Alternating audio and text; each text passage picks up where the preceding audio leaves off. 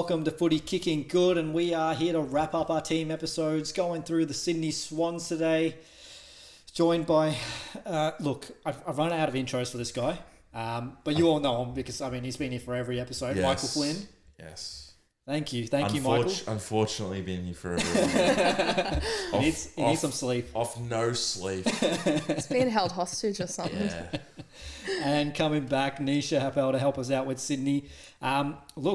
In her own words, one of the greatest fullbacks playing the game for women at the moment. Absolute superstar on the football her field. own words. In her own words. She literally was saying before we went on air, she was like, I think I'm the best player in the league. Yeah. She's like, Carlton never signed me yet. I don't know why I didn't make the VAFA Div 1 Team of the Year. That was daylight robbery. Absolute. Almost as bad as Cripps last year, not getting enough votes. Even as bad as Wiedering, all those All-Australian snubs. Oh, 100%. That's Niesha Happel, the VAFA version. If someone wants to come out and see you and your girls play, where tell us what's happening next season. Home ground down at Elstey Park. So they're pretty much every Saturday morning, usually the 9:20 slot, because for some reason they think that women love to wake up early at the crack of dawn to play footy rather than getting a prime time 2 p.m. But you know what? It actually works in my favour because I'd rather spend the afternoon watching the footy than playing. It just means you can drink beers the rest of the day watching the next 4 games. Yeah, 100%. And how'd you guys go last year? Well, it was a bit of a dip of a year, but we were the wooden spooners of Div 1, unfortunately. But as I was saying to the guys, we've had quite a few talented ladies roll through. We have a bit of an open training policy. Anyone kind of rocks up, and hopefully the good ones stick around, and a few of them had. So I've got a good feeling. What was the bag that got kicked on you last year? There was one game where you got absolute bag kicked on you. I'd argue that it's bad coaching at the point, but it's like at a point there's nothing I can do anymore. Abuse. But it was a bag of 8. 8. That's a big bag. Yeah, that's like Feb playing at the MCG. All right, let's move over to the ins and outs of Sydney. Let's see. Riek Andrew comes in. So that's Mac Andrews' brother, I believe. Yes, Melbourne didn't pick up didn't match the bid, I guess. So who knows? Maybe Sydney. Can I tell you a quick story about Riek? Yep. Please do. So I actually knew him when he was like 12. Okay. He was a student at a school I worked at. Oh yeah. And I'm about 6'3" to 6'4". In year 7, he was my height. Wow. We were talking at eye level. I'm like, good lord. But I don't think he's actually grown since then. Hasn't he? He stayed about the same? Yeah. Yeah, fair enough. Peaked early. It's not bad though. Riley Bice is another one, a 24-year-old Werribee defender. So he comes in. I want to say it's his second crack. I think he might have played some games at one point, but I could be wrong. Ned Bowman was picked 26. Jesse Datoli, pick 22. They got very high hopes on mid forward. Mm-hmm. As for the outs, we have Jacob Constanti going over to North Melbourne. Luke Parker obviously over to North Melbourne as well, and Sam Reid retired are probably the big ones. Sam Reid felt like he retired like 5 years ago. 5 times. Mentally, he checked out a while ago. He's one of those guys that just seemed to stick around, like avoid getting. I guess because Sydney's always sort of, it was Buddy, and then there wasn't really much else in the forward line, so they'll probably like maybe he'll get come good. He had some good runs though. Yeah, this guy did always make me laugh. He most of my family on my mum's side are all Sydney supporters, and I don't think I ever heard them call him Sam Reid once. His name was Butterfingers in all of their households, so clearly it's not come up in an episode before, but the Hawks episode, it was Marbio Chol. They got their own little club going on those two.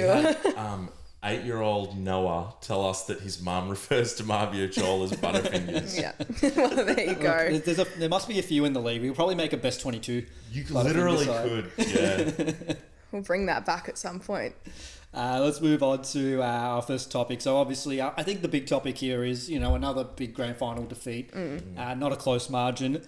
But now, normally after a grand final defeat, you do find that a team tends to slide after a big grand final defeat. And that's what they did in 2020.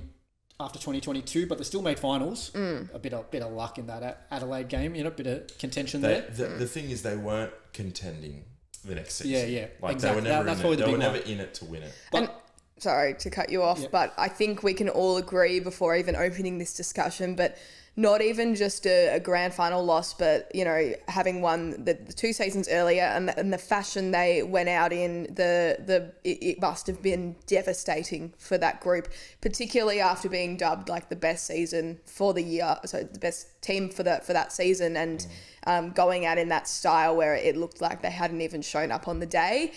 There has to be some serious effects of that. Yeah, but one thing really working in their favour this year, I guess, is a new coach coming in. Yes. Yeah, Dean that's Cox the big one. coming in, and now we've seen Adam Kingsley come in, what he's done with GWS, Craig McRae.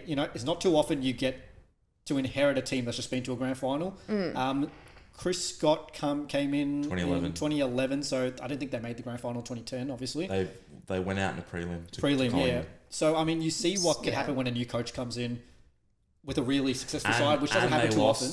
They lost Gary Ablett that season. Yeah. So it doesn't necessarily, I feel like a new coach can just breathe a bit of life, fresh air into the club. But honestly, if Longmire had have gone in as coach this season, I would be leaning towards them sliding. Yeah. Because I feel like there's just the demons, the mental demons from the season prior. But I think Cox being the new coach is I think it's a clean slate. Yeah, I agree. A bit more. I think so too, and especially as an assistant coach that sat under Longmire so long, you've got to think there would have been so many thoughts and discussions between those two where, Longmire would have had the final say and gets to make the decision on how they proceed with whatever the conversation was. And now Dean Cox gets to go, no, I'm the leader now. He gets to probably do all the things he's been wanting to do with this group for the past few years. And he's had the advantage of working with the players and seeing how they operate and what environment helps them thrive. So he's got all that down pat. He doesn't have to kind of learn on the job in terms of that. But he now gets to make all of those little tweaks that you just know any guy with a footy brain, any supporter sitting at home is like, I would have done it like this. Now he gets to do that. I always find it interesting when a guy takes over that's been at the club and he just changes the lineup and you think he's been rating different players to the other coach. Yeah. So we saw that last year, one of the coaches. Did someone fill in for, was it Mark McVeigh who filled in for Leon Cameron when he got the sack and he started playing Harry Himmelberg down as a defender? Yeah. And he was like, Jesus, I didn't know he had, those kind of crazy moves that you kind of sometimes don't see. Yeah. Yes. I'm very positive on them. I feel it's so weird for me just thinking about 05 and 06, the big rivalry with West Coast and Sydney. And now you've got Dean Cox, who was a West Coast great, coaching Sydney, but he's been in demand for so long. Now, here's a question for you. I'm not sure what his situation is with children. Yeah. Let's say he has a son. I think he's got 2 kids. Okay, let's say he has a son and he qualifies to be obviously a West Coast father-son, but also a Sydney Academy prospect. This is the problem. Where are you leaning? This is the problem I've got with Luke Hodges' kids because they're all Brisbane Academy guys. Well, the thing is, father-sons. you have to imagine that they want to play for where they live. That's rather than go to a foreign state to play where their dad played. That was always my debate in my head with Oscar Judd, because obviously he's got the affiliation and he always wears the West Coast jersey, but I'm like, when push comes to shove and he's 18 years old, does he want to go over there or will he be happy? I think it's more likely to be playing in the Big Bash or something. I think he's more of a cricketer. Is he more of a cricketer? Yeah. This is true, but don't worry, there's a couple of other Judd kids floating around. Makes the job a little bit easier.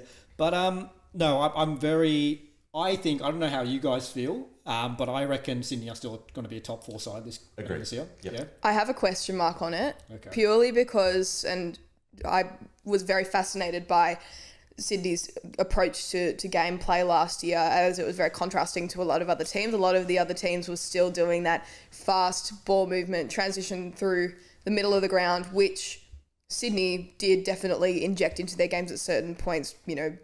Nick Blakey, that was his role in the side, was to run and dash and have that aspect in their game. But they definitely were a team that preferred to move it by foot.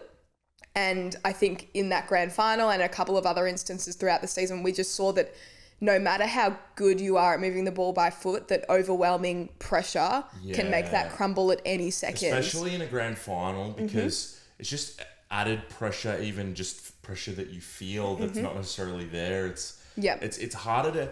Richmond were the masters of it. It's easier to execute through handball, 2 meter handballs than it is to hit like lace out kicks around the ground. It's just like... And I felt like last year's grand final, Brisbane just like did not give them any space to like hit their kicks. It was just like brilliantly defended. And there was a few instances through the season as well where they'd be in that, position that you end up in 40 to 50 times a game with the ball in your defensive half trying to exit defensive 50, and there was no opening to get the ball to a Blakey or an equivalent to run the ball through. And when they were forced to kick down the line, they weren't able to clunk any marks. Like the guys that should be doing that, your McDonald, your Armadi and McLean, they weren't there. McLean was probably the best of the three in that situation, but you could see how hesitant they were to go and take that long bomb. And it was like 9 times out of 10, it didn't work for them. So I think there's a lot of rethinking about their gameplay, but I don't think they're going to slide purely because of the talent that they still have retained on their list. Do you think that the dimensions of the SCG is affecting their ability to win at the MCG? Here's the thing, their record at the MCG is actually one of the best for the interstate teams. It just tends to be... Well, you're right, because like when you're playing finals and you finish in the top 4, you're playing games at the SCG and you get into a rhythm, and then the real big game's got to be on the MCG, whereas Brisbane played Geelong on the MCG the week before, they had that added comfortability, I guess. Maybe it's just a matter of... It's a little bit of luck of the draw where, like, maybe Sydney need an MCG final before heading into the grand final. I just think they're, like, similar to the way that Geelong play the conditions of the dimensions of their ground so well. It's so, like, narrow around, like, the wings that they know how to play it. I feel like Sydney are the same with the SCG. They know exactly how to play that ground, and we see a lot of teams go up there and just be like completely confused as to like, it's one kick from, it's basically a kick and a half from full back to full forward. Who did they play in the first finals? The GWS? Sydney? Yes, and they just got over the line. And I feel like the SCG played into that a lot because I remember Heaney had that big moment towards the end. On the wing. And you see how one kick from the centre can make it to 11 goals. Exactly, whereas you can't do that at the G. Exactly. 100%. I think the other factor with Sydney is probably at the start of the year, a lot of people thought they were leaps and bounds ahead of the rest of the competition. It was kind of like Sydney and one other team that were maybe going through a green patch that we kind of had grouped as the top 2 majority of the year. But I think after the grand final and after, a dip at the end of the season, maybe they're not as far ahead as we first thought. But the other issue is it's all about timing, and like Sydney's form in the middle of the season, or probably just before the middle of the season, was like as good as any team we've seen. But what it does is it gives teams around them a chance to like figure out how to play them. So we saw Sydney smack a bunch of teams earlier in the year and then not do as well against the same teams later. So it was like they came and played Collingwood. I was at the ground round 1 last year where they absolutely smacked us.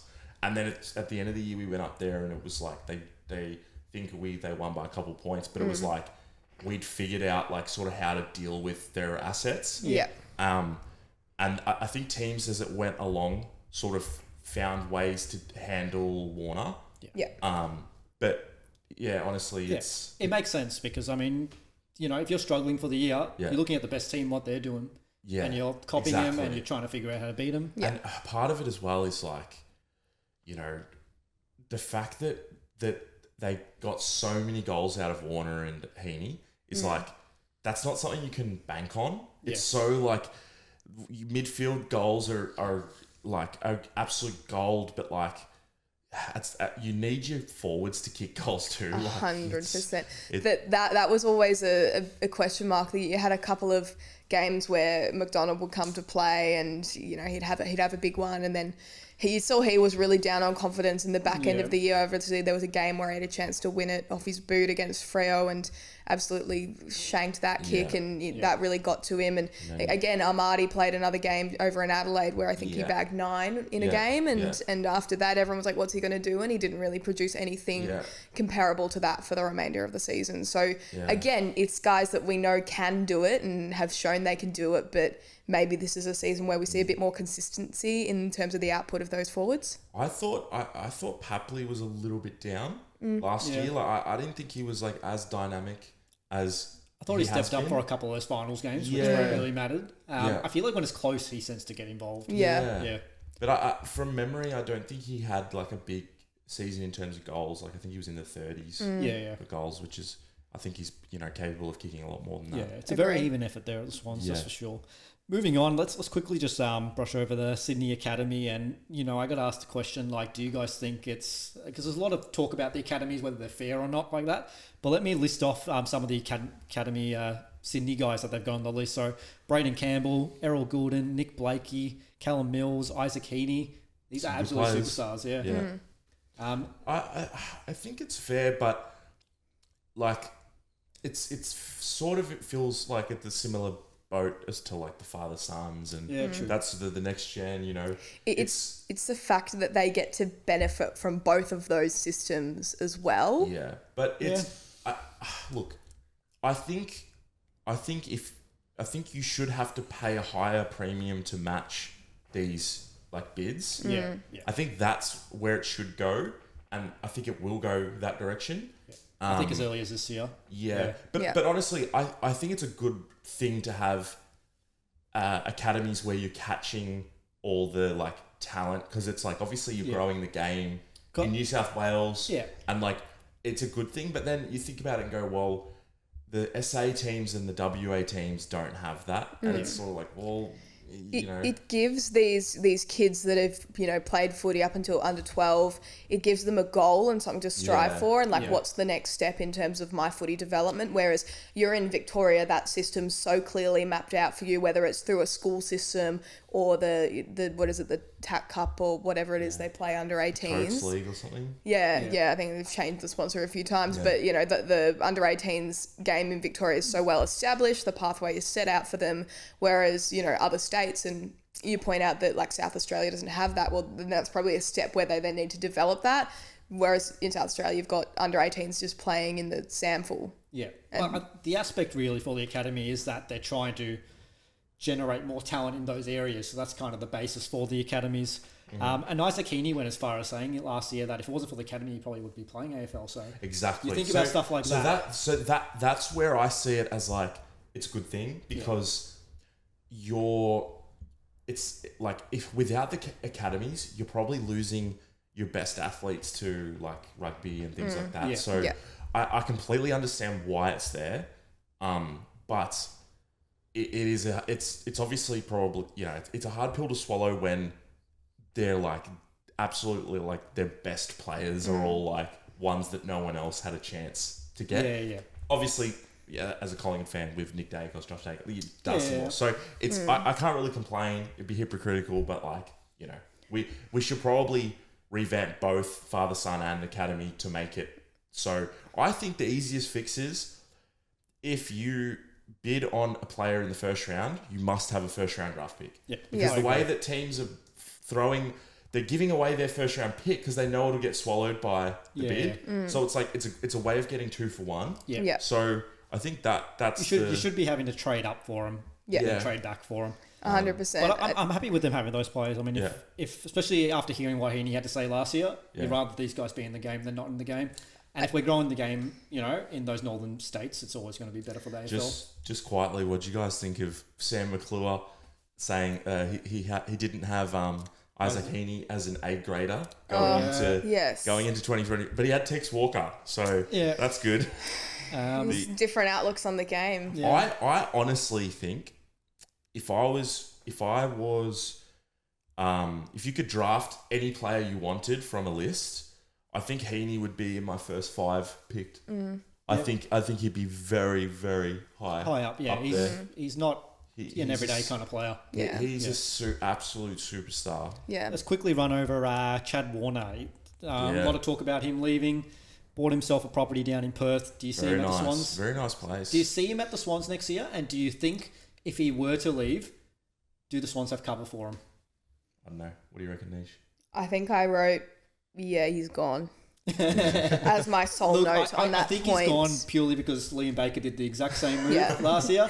Bought a property in the preseason. When they go and do something like that in their personal life, they know how it looks. But do you think that like that might just be like a tool to like force Sydney's hand to give him like a big offer deal? He's publicly said that he's wanted to play for a WA team before he finishes up his career. In that same vein, it'd be really, I don't know. I don't think it'd be super wise if they continue to compete this year if they're so close to a flag. Yeah, but you know what? I feel like the only thing that could, possibly stop this from happening is that it's a state. It's not Victoria where there's all these options. It's two teams. I don't think it'll be Freo. Yeah, and purely because of their list profile, and they don't have the picks, and I think they want Cozzy Pickett. Yeah. So I think it really has to be West Coast. Well, and if West Coast have a really down year, that might affect whether or not he actually wants to go play for them. Apparently, the place he's purchased is right in between the training facilities.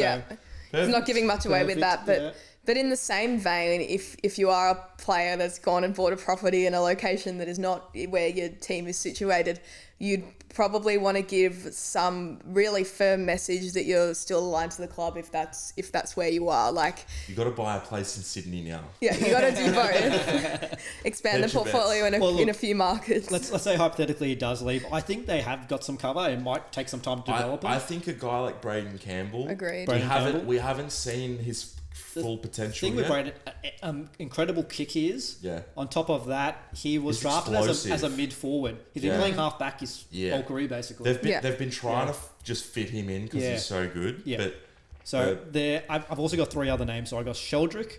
Yeah. I got Caleb Mitchell and Caden Cleary. Yes. I feel like the Swans are really great at drafting and developing their talent. And the thing is, like, a guy like Sheldrick's almost a forgotten man. Yeah. I think he was like a pick 17. And he's a WA boy as well. And I think... Danger. They'll package him up with... I think similar to, like, GWS, they always have, like, high-end talent waiting to, like, come in. Yeah. So I think you could replace him, but you can't replace Warner. Like, in terms of, like, there's no like for like. Yeah. No. Maybe his brother. he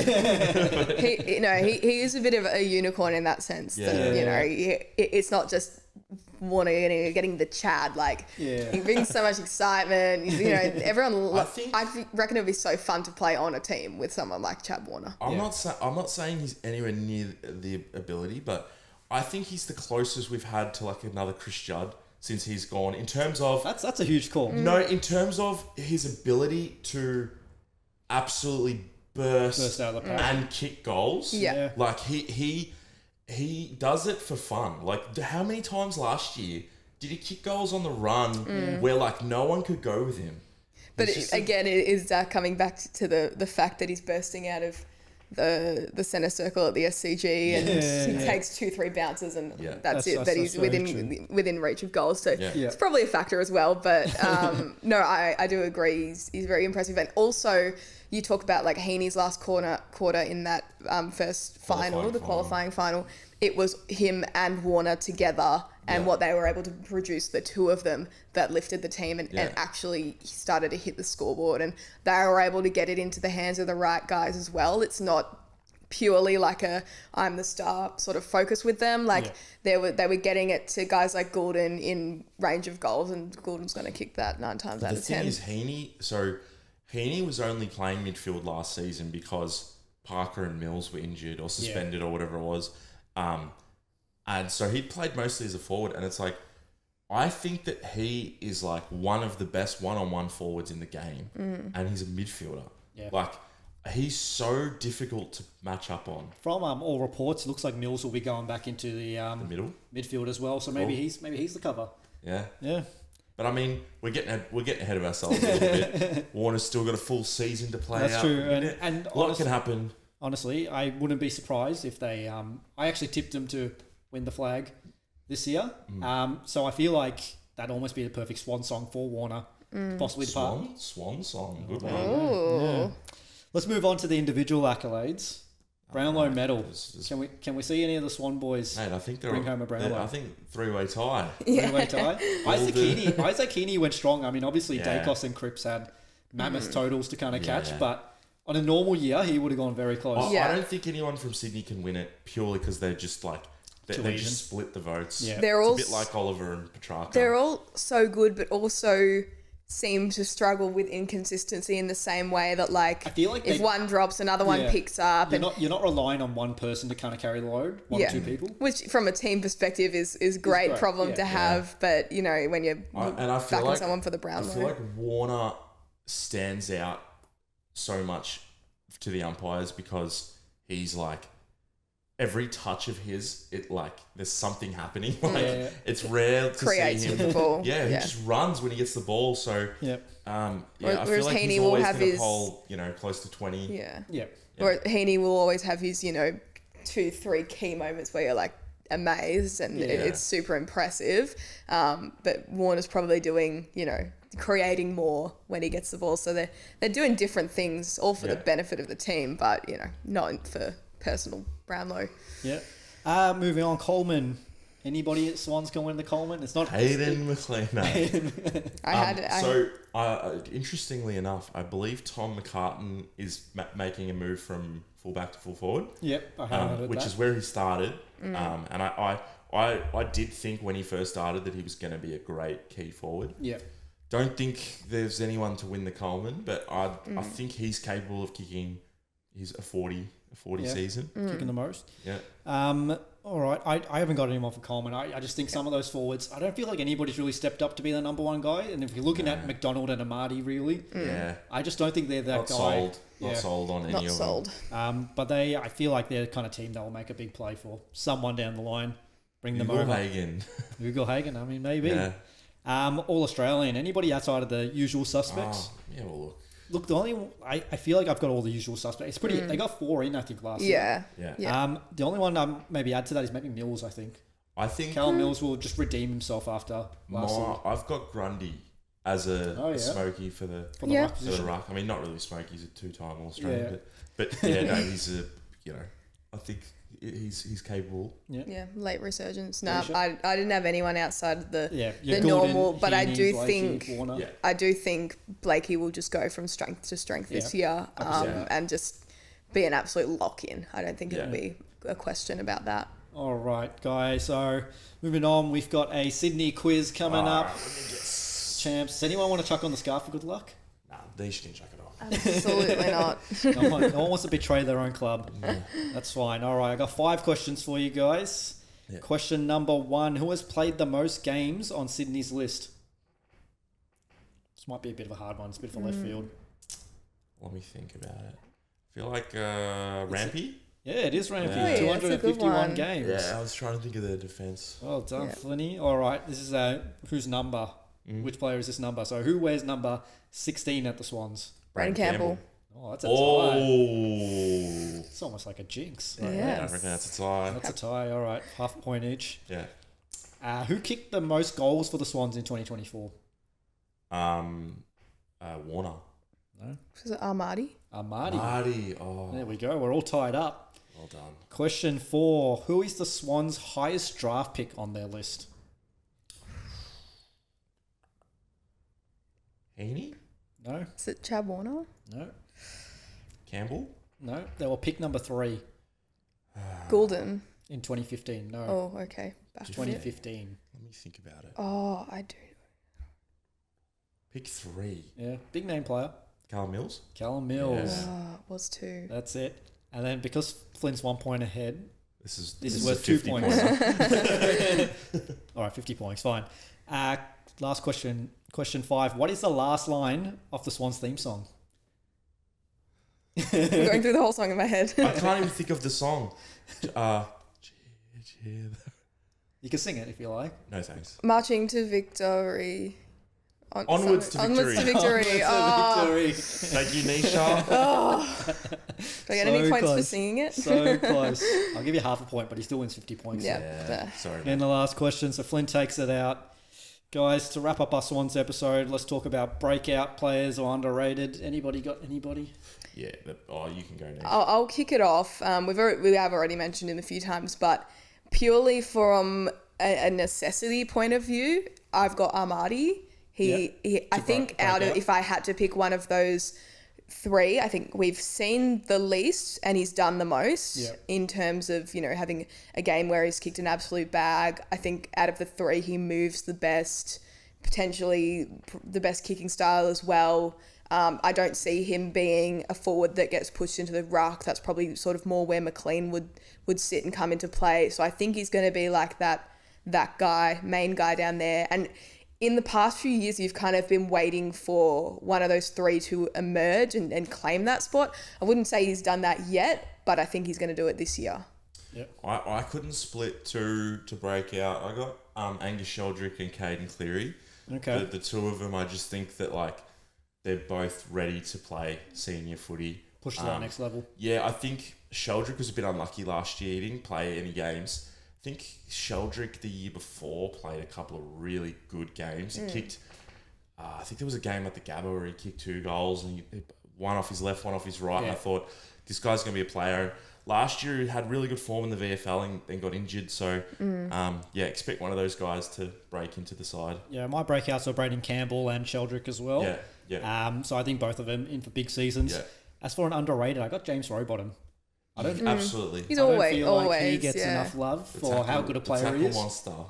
Sometimes your midfield dynamic is just about the different pieces you have there that complement each other, and he complements those other guys really well. He missed a couple of games towards the end of the year, and that coincided with a bit of a form slump for Sydney. So I think that showed his importance to the side. Yeah. And I think as well, there's obviously pressure on spots in the midfield. Taylor Adams came in and Mills came back from injury. Parker, just he really solidified himself as one of their starting mids. Yeah, definitely. A team full of midfielders. I think as well to add to that and kind of put him in a similar box to Rowbottom. Maybe he doesn't get his hands on the ball as often, but Will Hayward as well was one for me. No, he just in that forward line, that class. Mid-sized, that his magnetic hands with that ball. He's a bit of a barometer, isn't he? He can be too. When he has a good game, they seem to play well. Yeah, no, definitely. Yeah. Well, I think that wraps up Sydney and our last of the team's episodes. Thank you, Niesha, for coming down and helping us out with the Swans. Us. Thank you for Flynn for sticking around for all the episodes. Absolute champion. Just yes. Send your check in the mail. Transfer me later. Thank you guys for watching. We will be around with more content, so please stay tuned for that. But thank you. Cheers, guys. Cheers.